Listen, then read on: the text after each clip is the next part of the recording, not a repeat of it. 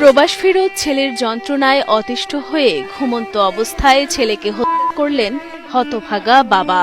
আদরের সন্তানকে হত্যার পর নিজেই আবার থানায় গিয়ে আত্মসমর্পণ করেন তিনি। এখন একদিকে হচ্ছে ছেলের কবর, আর একদিকে সন্তানকে হত্যার দায় স্বীকার করে হাজতে বাবা। অনেক হিংসা করতো সবার সাথে, ভাইয়ের সাথে, আমার সাথে, আব্বার সাথে। যা আবদার করতাম হ্যাঁ দিত, আমরাও দিতাম। এমনই হইতো, কিন্তু এমন যে ওই এটা কি আর ভাবতাম।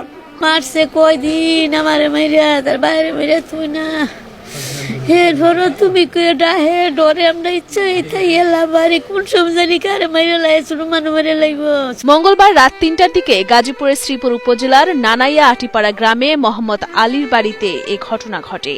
পরিবারের কাছ থেকে জানা যায় ৭ বছর আগে কর্মসংস্থানের জন্য মালয়েশিয়ায় যান নিহত আনোয়ার হোসেন। তবে ছুটিতে দেশে ফিরে মাদকাসক্ত হয়ে পড়লে তাকে পুনর্বাসন কেন্দ্রে ভর্তি করানো হয়। সুস্থ হলে আবারও তাকে পাঠানো হয় বিদেশে।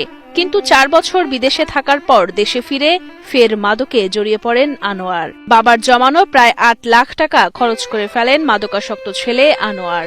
ফের বাবার কাছে টাকা চাইলে শুরু হয় বাবা ছেলের ঝগড়া। ছোটতে একটু পাগলাটা বিয়াস ছিল, রিয়াবের মানুষও কইছে যে তার সাথে কোনো বেশি কথা মতো ওনারা বলেন না। তো ৪ বছর তাই পরে আবার নেশা পানি করে আবার মাথাটা সমস্যা দেয়। ঘটনার দিন বিকেলেও বাড়ির গোয়াল ঘরে থাকা ১১টি গরুকে বেধড়ক মারধর করেন মাদকাসক্ত ছেলে আনোয়ার। বাধা দিতে গেলে বাবাকেও মারধর করেন তিনি। এমনকি নেশাগ্রস্ত অবস্থায় মায়ের গায়েও হাত তুলতেন আনোয়ার। দিনের পর দিন ছেলের কাছ থেকে শারীরিক ও মানসিক নির্যাতনের শিকার হওয়ায় রাগে ক্ষোভে বাবা মোহাম্মদ আলী রাত ৩টার দিকে ধারালো অস্ত্র দিয়ে হত্যা করেন ঘুমন্ত ছেলেকে। জানা গেছে হত্যার পরে থানায় গিয়ে ছেলে হত্যার কথা স্বীকার করেন ঘাতক বাবা নিজেই।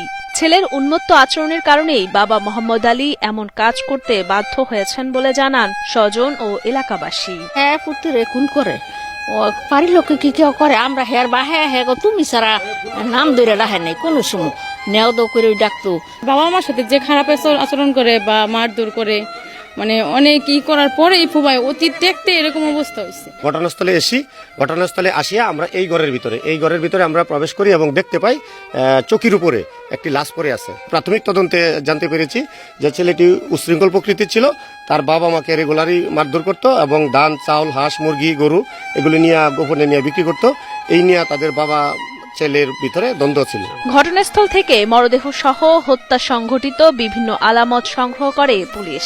মরদেহ ময়নাতদন্তের জন্য পাঠানো হয়েছে এবং এ বিষয়ে আইনগত প্রক্রিয়া চলমান রয়েছে বলে জানান শ্রীপুর মডেল থানার এসআই মোহাম্মদ মতিউর রহমান। স্থানীয় লোকের সহায়তা, মৃতের মা তাদের মাধ্যমে আমি লাশ সুরাথাল রিপোর্ট প্রস্তুত করেছি।